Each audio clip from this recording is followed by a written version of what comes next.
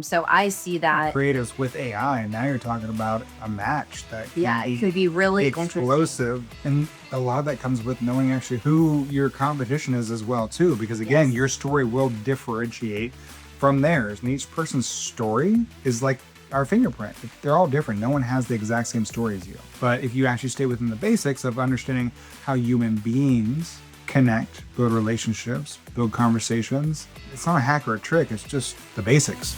Hey y'all, welcome back to the YOUmanize Your Brand podcast. I am Joshua B. Lee, and I've got the amazing Rachel B. Lee. She knows her name. No, I'm just joking. Good to be able to see everyone again. We're really excited for today's talk. You know, this is something that Rachel and I were kind of going back and forth on because there's always so many different things around marketing, but it's like, okay, what's the next hack? What's the next trick? Today, we're going to be talking about the great marketing recalibration, right? Like back to the basics for 2026.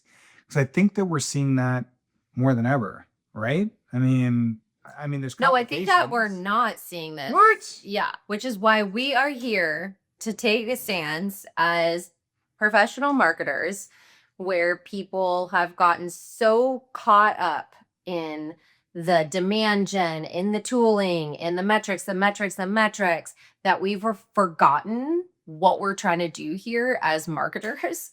You know and what value we're trying to bring.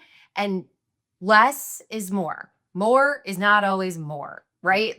And that's what we're here to talk about. Well, I think I misconstrued that, right? Just because of the fact that I think we always so much play in the basics. I mean, with Standard Authority, you know, we've been basically doing the same kind of structure for the last decade because it's based on the basics of what my mom taught me, a lot of those basic aspects of how do you actually connect with someone, right? And so human algorithm, which we have an episode on. If you didn't listen to that, listen to the human algorithm. So I think that's where I was like, oh yeah, everyone's doing it. But like, you're right. I mean, it comes to a point that if you go out there, it's the hacks, the tricks. And I mean, with how I honestly, I don't see how they're going to be able to hack or trick AI as it continues to be able to go on as marketers, as they're seeing, because we had so many marketers, so many hacks that are tricks to be able to beat algorithms, like the Facebook algorithm. But like, when's the last time that you heard like the new Facebook algorithm launched? Yeah, I mean, it doesn't anymore because it's all run by AI. There's not new algorithms anymore.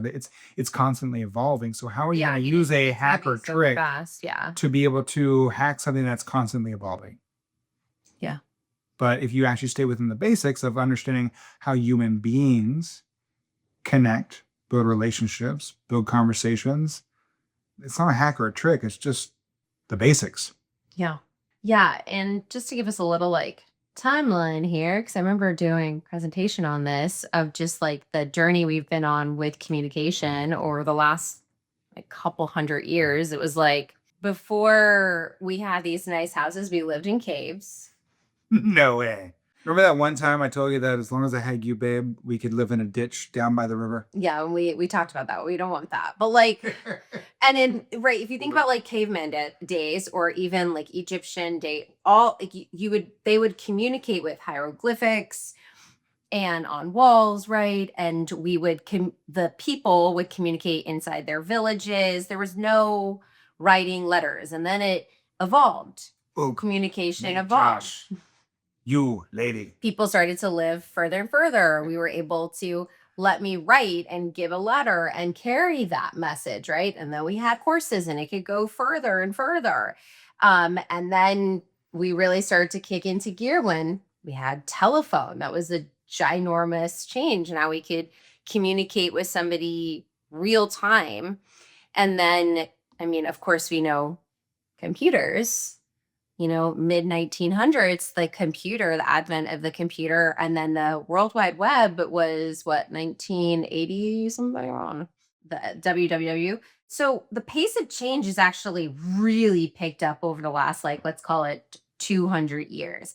And then all of a sudden, so LinkedIn is 21 years old. Facebook is less than that, 2008. 2000, okay, about the same. So let's call it before that, but yeah. So we're in the internet company. You talk about the early 2000s. Yeah.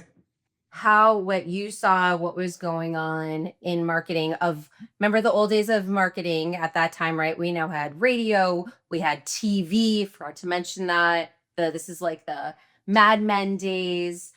I could make a big print ad. It could be in a magazine, and boom, everybody's gonna see me. One main message, Coca-Cola, and then all of a sudden, Now we can send a text out to everybody and know Right. that our and the internet really changed the way we communicate and market. okay. And you were part of that beginning of online marketing. Call me old. You are old. No, you're not old. No, but you've been doing marketing for 25 plus years. Yeah. Yeah. I mean, because even before I started my own marketing company, I was still doing marketing because I was running it was the real estate industry, and you had to market yourself at that point in time too. So there's always been a level of You've marketing. done the door-to-door sales. Or if we go in back even further, I was marketing candy out of my locker. Yeah, we're not going to go there this time though. But yes, but that could be. I have done door-to-door pre-planning sales where I was handing out Bibles to different people. That lasted about 6 months. That was not my play. But there's interesting things that I think you can talk to. So yeah, you've done the door-to-door.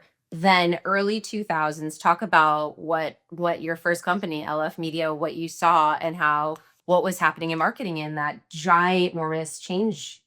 Well, it was. There's always a certain time in marketing where there's a gap, right, between what the marketers and advertisers understand versus the real world, the rest of the world, the average person. What they're doing, what place they're. This is so important. Where the customer, where your person is at, and where you think it is might be very disconnected. And you were there for that. We were there for that.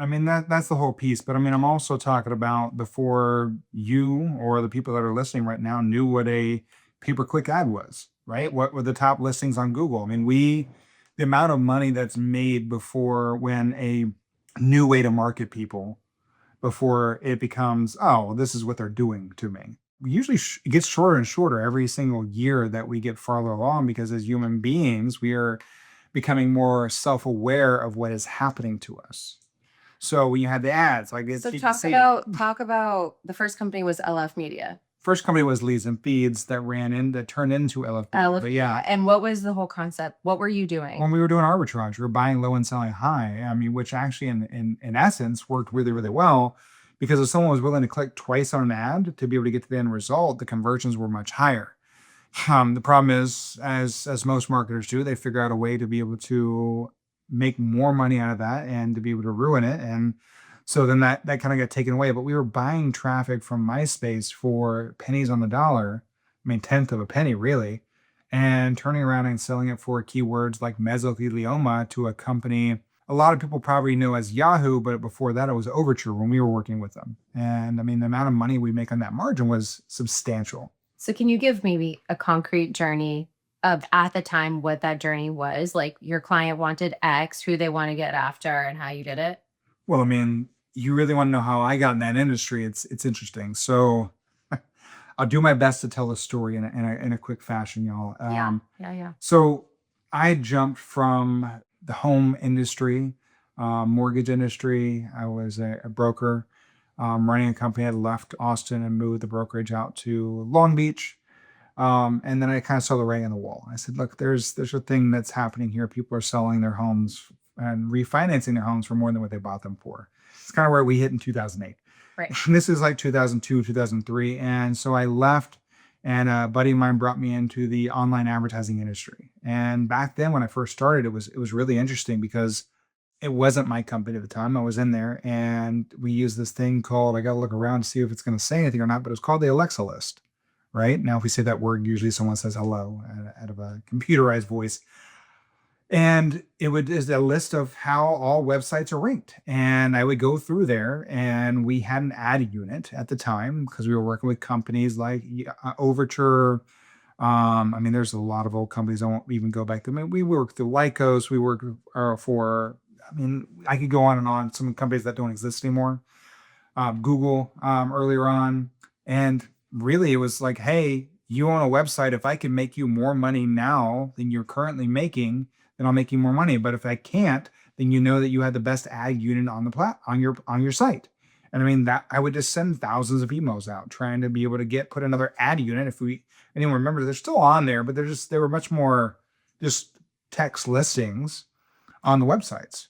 And I mean, that's how we would do it. Just go through thousands of websites, trying to put our ad units on there to be able to see if we can monetize their traffic. Back then, there was cost per click, there was CPM, cost per Still impression. that's all still. Yeah, but I'm just saying that's all it was. Yeah. So it's shifted a lot. And I think that. So it's kind of, it was moving.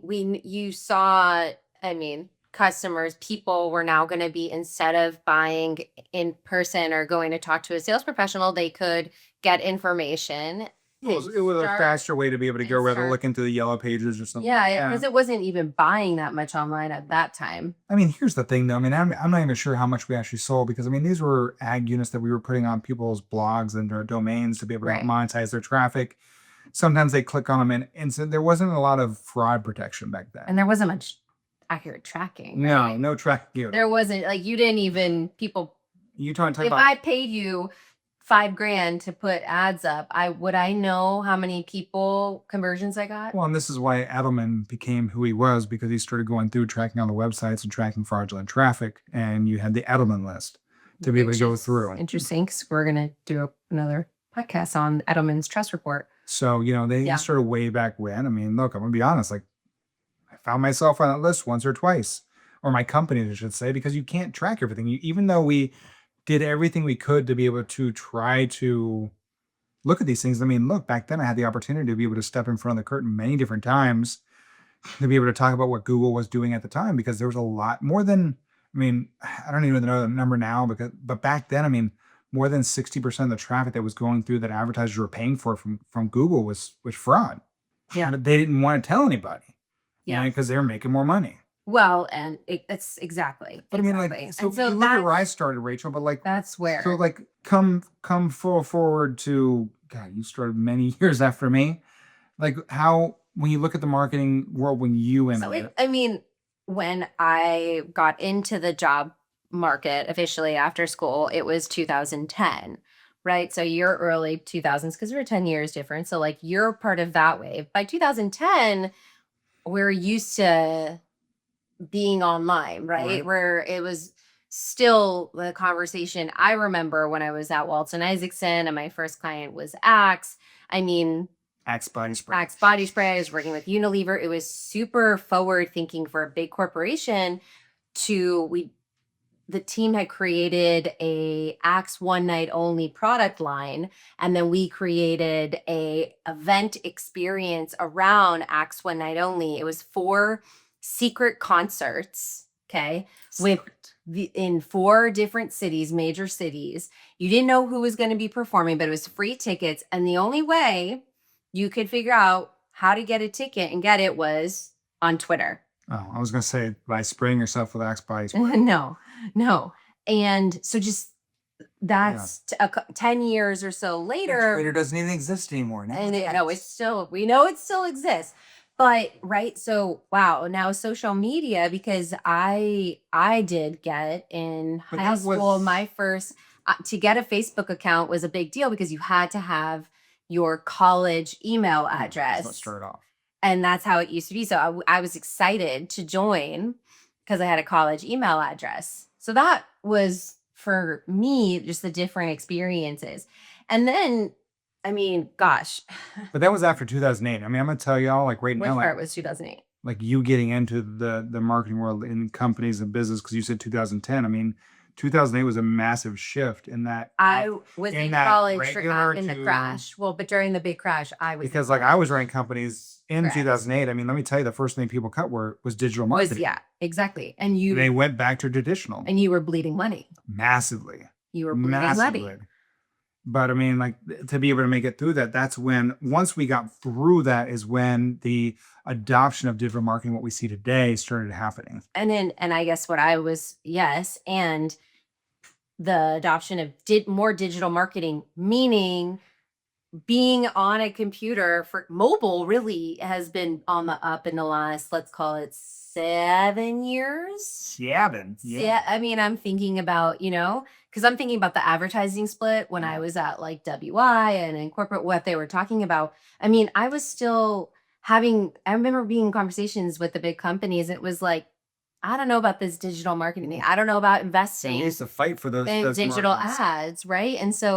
And now when you look at Ad Age and you look at these big companies, it's reverse. They're spending more budget, at least 50, 60, 70% of their budget on digital only, which is interesting because it also includes like, But video out of But home. whatnot. how exhausted are we from digital marketing and advertising? And I mean, like we That's have friends exactly. that are like, oh, they'll go traditional, go snail mail, right? Like get it to their inbox. So, and exactly. So I think we wanted to like take us back with, I think, some really interesting, really helpful stories. Even as I'm talking about it and I'm like, yeah, we do have very distinct and really helpful perspectives because many people I think that follow us and listen to us are not marketers. Could be. And in fact, Well, sometimes marketers listen to me because they get pissed off because I tell right. them that they're And then marketing marketing is bullshit. bullshit. And then there's a lot of people that think they know a lot about marketing or tell you how to do it. And we're by no means experts, I'm putting that in quotes, on everything, but we certainly understand the basics of marketing.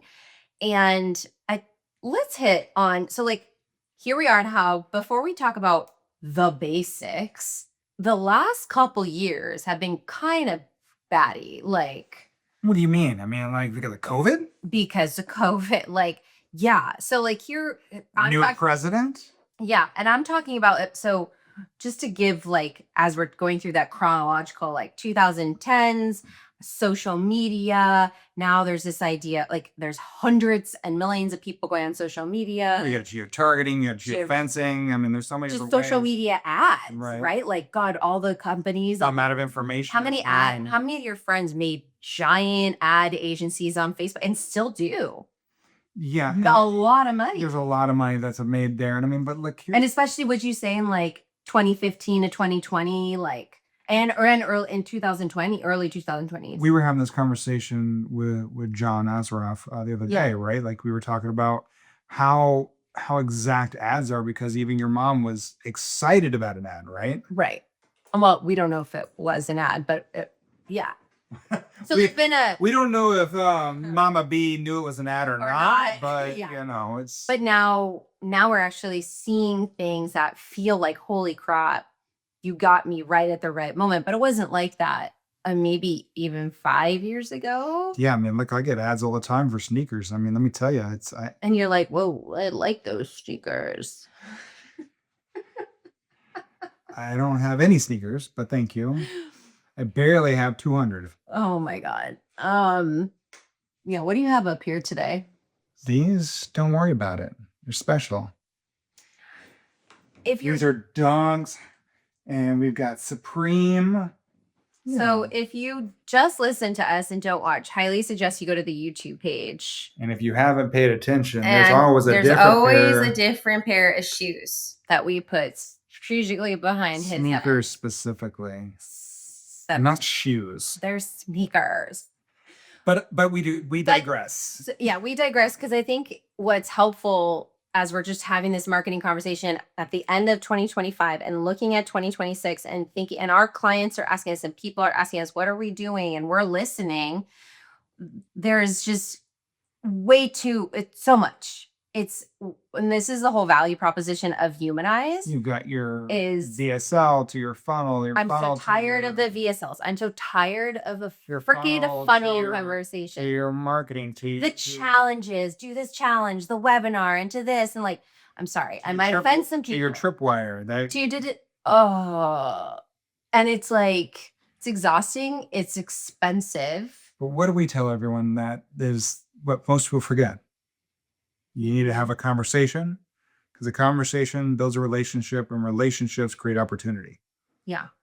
That's it. I mean, it's truly what people want in this world today. Yeah. I mean, I guess not everyone wants to have a conversation relationship. They just want to be able to buy a toothbrush, but yeah, it depends on the model, but certainly for like high end and people working with other business to business kind of idea. And so I think what we've seen a lot, 2020 really changed a lot of marketing, right? So like it's just everybody working from home, nobody being out. That meant there were no events to market to people. There was no billboards to show people, all these different things. It became all about how can I get in front of somebody's face while they're at the computer Well, and that's or on their cell well, phone. it And was that was computer, and then now it's and the now cell phone. and mobile's become just and now it's everything needs to be optimized, for our team, everything optimized for mobile. It's mobile first with your landing page, mobile first for the ads, for the social graphics, for your phone, right? For videos. If you're creating video on LinkedIn, you better have it, optimized 16 by 9. Right? God forbid, like when I go out with my friends and somebody takes the phone and they do it, horizontal. I'm like, sir, Landscape. Liz, am I sir, please turn that picture because I'm not gonna use it the other way. Oh my god, I can't believe they did that. Turn it 16 by 9 and up, please. Don't, forget the double chin, I don't know what you're talking about. So because of remote work and COVID, marketers like had to completely rethink how they get in front of their ideal customer, and it meant going all in on e-commerce, going a lot more in on social media ads, going more into video, on-demand video. So like, gosh, actually I get pretty good ads on YouTube TV because that's what we watch. No. I get pretty good targeted ads. You watch the ads? I do. Not because I want to, but like, yeah, like I'm getting targeted for like natural deodorant because I'm trying to find like a good. I would love if you're watching right now, make sure if you're watching on YouTube, make sure you comment, send us a message. Do you watch ads anymore? Do you? I mean, you've been on YouTube TV for watching a UFC game. Well, I mean, you had now that you think of the influencer market, and then you've got the micro influencers because now we're going to talk about this, and all of a sudden you're going to get an email. What are you talking about? Are we allowed to talk about like Kim Kardashian's new launch with her Skims line? Yeah. Do you know what I'm talking about? Which part? No, I don't think so. Okay, we won't get it. It's probably not appropriate for, but I mean, like, people don't want to meet the Kardashians anymore. So how do you garnish, social media? Well, you have to go so over the top crazy. She has new thongs that she launched that has actual on the outside of it, different hair. Oh, so like your private looks hairy? Yep. Okay. Well, this is a good, interesting example, Josh.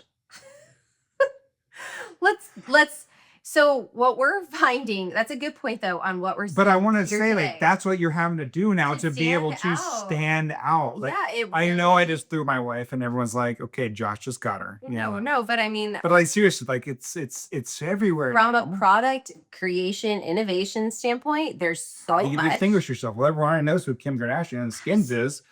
I was just thinking about, there's just like, how many different pairs of underwear are there? How many different pairs of, baby food specifically?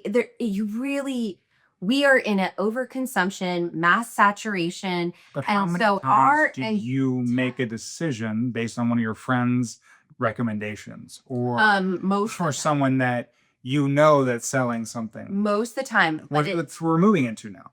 About the person behind the brand. Yeah, which is exactly. And so we think that part of this new movement in marketing 2026 and beyond with Gen AI and with content becoming a commodity is going to put the focus more back on you, the human, because you're more trusted than the brands. Yeah. You have buying power. Even if you work for a company, you have a huge role. EGC. Yeah. Employee generated content. You have a huge role in how, if that company is going to make money or not. If you're B2B, any big company. I dare to say that I can't believe you'd say they make money or not. I said it is the people that help make the money. Look. Especially enterprise. We can't do what we do without our team. Right. So I think that that's the undersung market that these people, everyone's works. Like, why don't they have more of a voice? Why should they not have more voice? And I think we're going to see a shift in that Yeah. to where you're going to start seeing the people that actually work at these companies rather than the CEOs. Yes, you want to be able to have them. You want to understand what they stand for, what their values are. But do their values and what they stand for, what they say their values and stand for, actually align with what the employees of these companies also say about them? Which is employer branding. And it's interesting that employer branding is going to continue to be a big, big piece. And employer branding is what your employees feel about you. And if they don't feel like they can be authentic, if they feel disconnected from their work and do not feel empowered to be their full selves, then your employer brand is not going to be strong. Now, some people might say, right, I just saw I had that headline, Nestle just laid off 16,000 people. We're seeing all these Well, yeah, notifications. if AI is the only thing that works for you, then it's always going to kiss your ass. And it's like, oh God, who was I just talking to about this? But yeah, all of these layoffs, it's a massive employer brand and branding issue going into 2026 and beyond. Well, here's the piece, right? We're actually seeing economic growth at an all-time high, but we're not actually seeing the job market increase. They're actually no one's talking about, but silently jobs are being the economic growth. I just did a post about it this morning. Yeah, well, And I the entire article, if you look at it, look at that aspect of it, we're seeing a growth up, but that job market is actually down. So they're actually removing more people and having better growth and replacing people with AI. That is what the fear, that's what apparently the story is. I don't believe that that's actually the full story. Okay. I don't. A lot of companies have quite a bit of fat that needs to be trimmed. A lot of people are quite stagnant and don't learn. And I've seen that firsthand. And so I think, gosh, we could talk about so many things, but we're not going to go. Don't get me started. Let's do another conversation on the talent conversation. But when it comes to marketing, we want to make sure you understand the basics. And what's number one? Number one is you have got to know what you do. You have to have a clear value proposition. And if you're thinking about your personal brand, listen back to one of the episodes we did on personal branding, but your value proposition, what are your skills? What does your company do? Who does it serve? Why does it matter? What differentiates you? Well, honey, I mean, this is why we always have our XYZ statement. I help X to achieve Y so they can have Z. The outcome. The outcome, right? I help X, who you clearly help and support, who's your ideal audience. So you can say, this is the people I help, these people I don't. The what, this is where marketers mess up a lot. They like to sell how they do something. No one cares how the hamburger is made.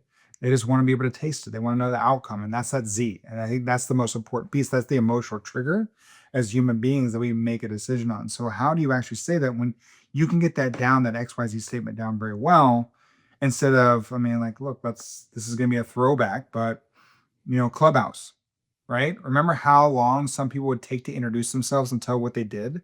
We would be there for 5 minutes. You're like, dude, come on. Like, what's going on? Yeah. And if you have to take that long to explain what you do, that's a problem. Part of basics of marketing your company and marketing yourself is, yes, having that 30-second pitch, and it needs to get super clear on not a pitch. What it is a pitch. It's a freaking pitch. Why? It's because you have 30 seconds. It's a pitch. You could call it a connection, whatever you want to call it. But yes, you need to get clear. And so, but not, this is where the storytelling piece. And that's another part of great marketing is connecting with somebody emotionally. And we do that through human-centered storytelling. We do that through the people behind the business, right? We feature those customers. You could talk features all day to the tech team and the developer team, which it might make sense in that specific audience and conversation, but your customers, the people that are buying may not care. And so when we look at being great leaders and making opportunities for ourselves, we have to have a great message. We have to get clear on who our audience is, and we have to have a purpose and story behind that. And a lot of that comes with knowing actually who your competition is as well, too, because again, your story will differentiate from theirs. That's the beautiful thing. Like each person's story is like our fingerprint. They're all different. No one has the exact same story as you. I think Correct. that's the beautiful thing that we can actually, what we think about humanizing is your story. That is your digital fingerprint online on how you actually be able to show up and represent and be able to differentiate yourself from the next person. Which is amazing because I think, and as we kind of come to a close here, one of the things that I think is just going to continue to be huge over the next several years, one, branding, because branding is around that creative, it's about that emotional and that functional. I think that creatives, true creatives, that art is going to be really important in creating that competitive differentiation. So I see that. Creatives with AI, and now you're talking about a match that can Yeah, it be could be really interesting. explosive because Yeah. now they're not just using it as everyone else. Yeah. So so those are things we just get back to the basics. And then a couple things, a couple questions we want you to ask yourself. One, is your message so clear that your 10-year-old could understand you? 10-year-old, you're giving now, Rachel. I mean, like usually, you know me. I'm gonna say 5-year-old, right? I mean, because I think Oh, come on, give him a 10. a 10. I mean, look, okay, okay.